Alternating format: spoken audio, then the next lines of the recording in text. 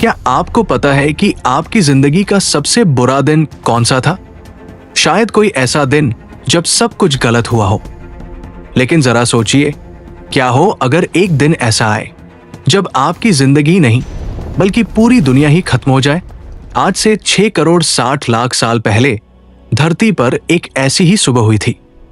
उस दिन सूरज रोज की तरह ही निकला था, हवाएं वैसी ही चल रही थी और किसी को अंदाजा भी नहीं था कि अगले 24 घंटों में इस ग्रह का इतिहास हमेशा के लिए बदलने वाला है। दोस्तों, आज हम टाइम मशीन में बैठकर इतिहास के उस पन्ने पर चलेंगे जिसे धरती का आखिरी दिन कहा जाता है। यह कहानी है उस महाविनाश की जिसने दुनिया के सबसे ताकतवर जीवों डायनासोर को मिट्टी में मिला दिया। स्वागत है आपके चैनल पर। आज हम देखेंगे उस भयानक प्रलय को अपनी आंखों से। कुर्सी की पेटी बांध लीजिए क्योंकि यह सफर डरावना होने वाला है। इमेजिन कीजिए एक ऐसी दुनिया जहां इंसान का नामो निशान नहीं था। न कोई शहर, न कोई प्रदूषण, न इंटरनेट और न ही कोई शोर। यह क्रिटेशियस काल का आखिरी दौर था। धरती उस समय स्वर्ग जैसी थी। ऑक्सीजन का लेवल आज से कहीं ज्यादा था, जिसका मतलब था कि पेड़ पौधे और जंगल इतने घने थे कि सूरज की रोशनी भी जमीन तक मुश्किल से पहुंचती थी। जरा इन जीवों को देखिए। ये है ट्राइसेराटॉप्स। ये शांति से अपनी जिंदगी जी रहे हैं। उस समय धरती पर डायनासोर का राज था। वे इस ग्रह के राजा थे। 16 करोड़ सालों से वे इस धरती पर राज कर रहे थे। उन्हें लगता था कि ये धरती, ये नदियां और ये आसमान हमेशा उनका ही रहेगा। और ये है उस समय का सबसे बड़ा विलेन और सबसे बड़ा हीरो, टायरानोसोरस रेक्स, या जिसे हम प्यार से टीरेक्स कहते हैं। 40 फीट लंबा, 12 फीट ऊंचा और दांत इतने नुकीले कि एक ही वार में किसी भी हड्डी का चूरा बना दे। उस सुबह टीरेक्स भी अपने शिकार की तलाश में था। उसे नहीं पता था कि जिस सूरज की रोशनी में वो आज शिकार कर रहा है, कल वो सूरज उसे दिखाई भी नहीं देगा। ये दुनिया जो इतनी शांत और खूबसूरत लग रही है, दरअसल ये एक तूफान से पहले की शांति है। जिंदगी एकदम परफेक्ट थी। प्रकृति का संतुलन बना हुआ था। लेकिन इन डायनासोर को यह नहीं पता था कि उनकी किस्मत का फैसला धरती पर नहीं बल्कि धरती से करोड़ों किलोमीटर दूर अंतरिक्ष में हो चुका है। धरती पर जहां जीवन अपनी रफ्तार से चल रहा था, वही अंतरिक्ष के अंधेरे सन्नाटे में एक खामोश कातिल तैयार हो चुका था। यह कोई मामूली पत्थर नहीं था। यह एक एस्टेरॉयड यानी एक क्षुद्र ग्रह था। लेकिन इसका आकार सुनकर आपके होश उड़ जाएंगे। यह पत्थर एक पूरा पहाड़ था, माउंट एवरेस्ट से भी बड़ा। इसकी चौड़ाई लगभग 10 से 15 किलोमीटर थी।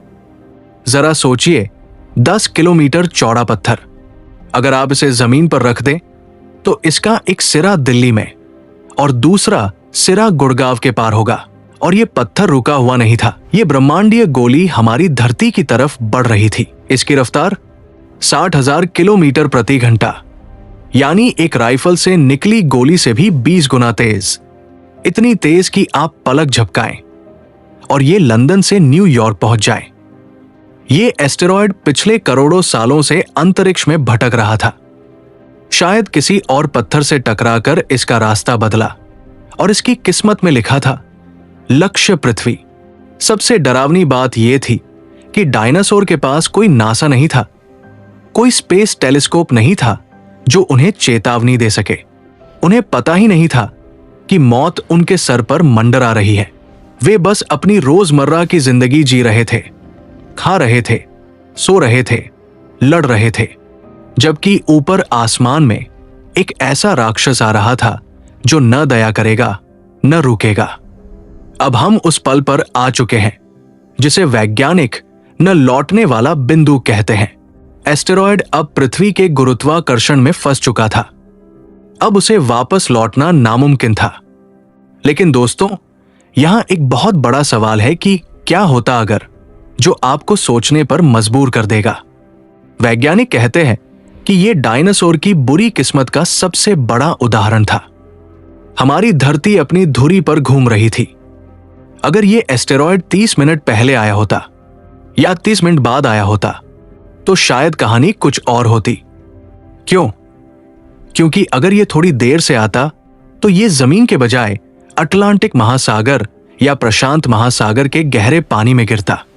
अगर ये गहरे पानी में गिरता तो सुनामी आती, कुछ तटीय इलाके डूबते, लेकिन वो धूल और राख का गुबार नहीं उठता जिसने पूरी दुनिया को खत्म कर दिया। डायनासोर शायद बच जाते, और अगर डायनासोर बच जाते तो शायद इंसान यानी होमो सेपियंस कभी विकसित ही नहीं हो पाते। किस्मत को कुछ और ही मंजूर था। धरती घूम रही थी और एस्टेरॉयड का निशाना बन रहा था। आज का मेक्सिको, जिसे उस समय युकाटन प्रायद्वीप कहा जाता था, वो जगह उथले पानी और सल्फर से भरपूर चट्टानों से बनी थी। ये जगह एस्टेरॉयड के गिरने के लिए सबसे बुरी जगह थी। यहां गिरने का मतलब था बारूद के ढेर में माचिस फेंकना। अब उल्टी गिनती शुरू हो चुकी थी। धरती पर डायनासोर ने आसमान में एक अजीब सी चीज देखी। एक दूसरा सूरज? नहीं, वो सूरज नहीं था।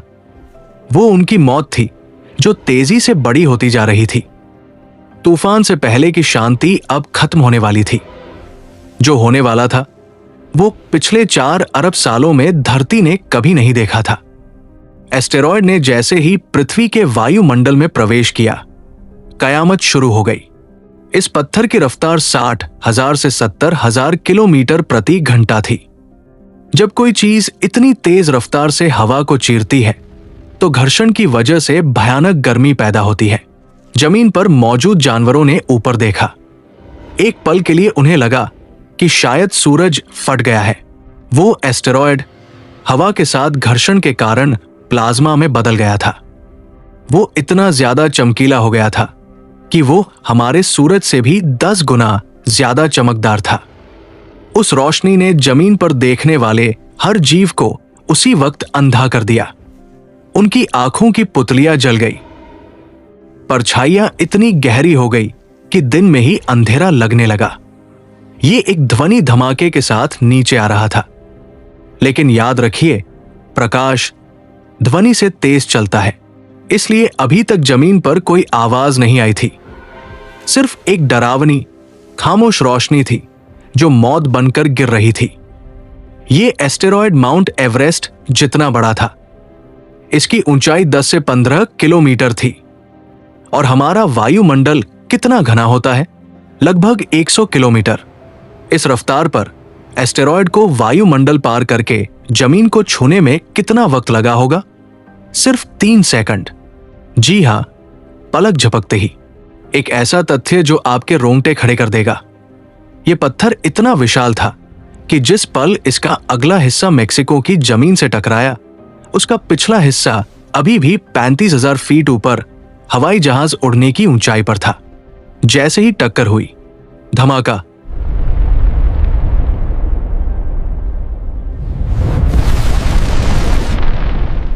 वो जगह जिसे आज हम चिक्शुलूप कहते हैं, वहां पृथ्वी की पपड़ी पूरी तरह पिघल गई।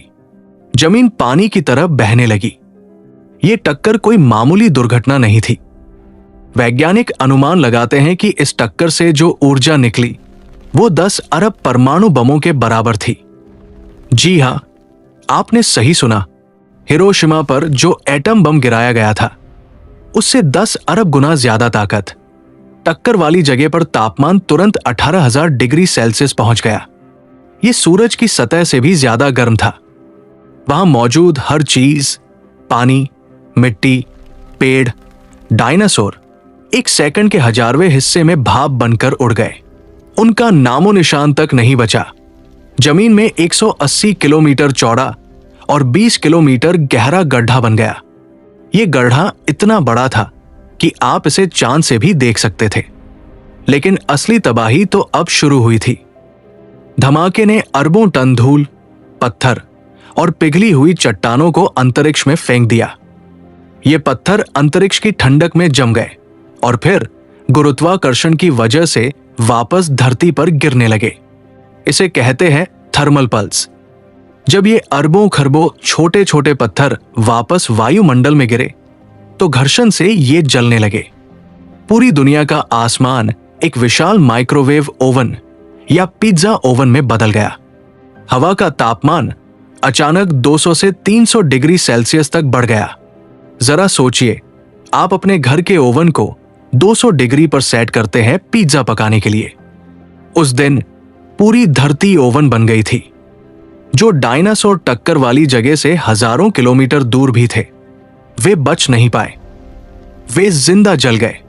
दुनिया के 70% जंगलों में एक साथ आग लग गई। ये इतिहास की सबसे बड़ी आग थी। आग के बाद आई शॉकवेव, यानी हवा का एक जबरदस्त धक्का। टक्कर के कुछ मिनट